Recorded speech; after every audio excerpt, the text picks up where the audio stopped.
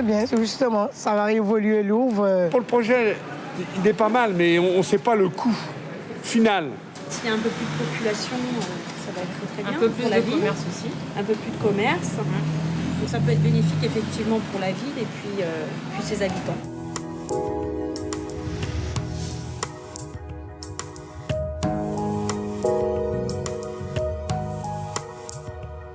À Louvre, le symbole du futur écoquartier, ce sont ces silos construits dans les années 50. Fermés il y a une dizaine d'années, ils sont restés à l'abandon, mais ils pourraient bien retrouver une seconde jeunesse. Maintenant, il faut que ce bâtiment, s'il doit être conservé, il faut qu'il ait une vraie fonctionnalité, il faut qu'il ait une vraie utilisation. Il faut qu'il colle dans l'aménagement du nouveau quartier. Il faut qu'il ait une vie. Il faut donc lui retrouver une nouvelle mission. L'écoquartier Louvre-Puiseux en France verra le jour d'ici à 2027.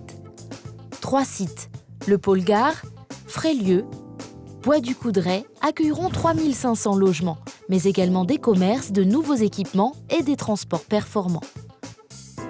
Et une grande place sera faite aux jardins, aux parcs et aux espaces publics.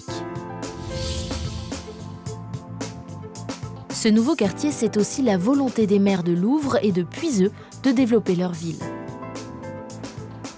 L'avantage de cet écoquartier, c'est bien sûr de renouveler une population qui est aujourd'hui un peu vieillissante sur notre commune. Nous avons la chance d'être des villes à la campagne. Étant au nord de la plateforme, nous sommes en dehors des zones de bruit et donc dans un secteur plutôt favorable pour accueillir du logement par rapport à de la zone d'activité.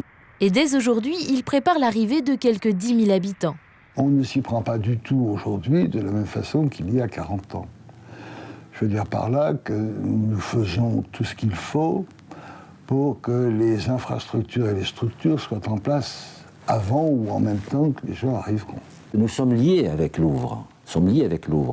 Donc plutôt que de partir seul dans un écoquartier puis faire peut-être chacun sa méthodologie, on a décidé d'être ensemble, associés. L'ambition, elle est un peu là. Cette ambition, c'est d'avoir 2 communes qui s'entendent parfaitement bien. Cet écoquartier, à quelques kilomètres de l'aéroport Roissy-Charles de Gaulle, est une opportunité pour tout le territoire. Cet écoquartier est attendu avec impatience, à la fois par les gens qui aujourd'hui ont besoin de logements sur notre territoire, mais également pour des gens qui ont envie de venir travailler et se rapprocher de leur travail. Et de continuer à travailler sur la plateforme ou sur la plateforme aéroportuaire ou sur les zones voisines en se rapprochant évidemment fortement de leur lieu de travail. Ce qui évite peut-être effectivement un certain nombre de déplacements pénibles pour eux. C'est l'agence Castro-Denisov qui a écrit l'histoire de ce futur quartier. L'histoire d'une greffe, d'un développement urbain réussi. Quel est le projet de ville qu'on peut avoir à cet endroit-là qui soit durable.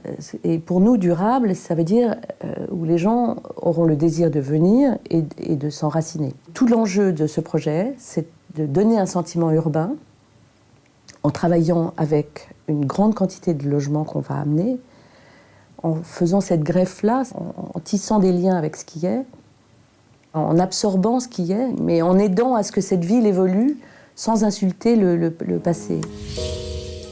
Pour l'EPA Plaine de France, ce projet propose un nouveau type de développement urbain en zone rurale.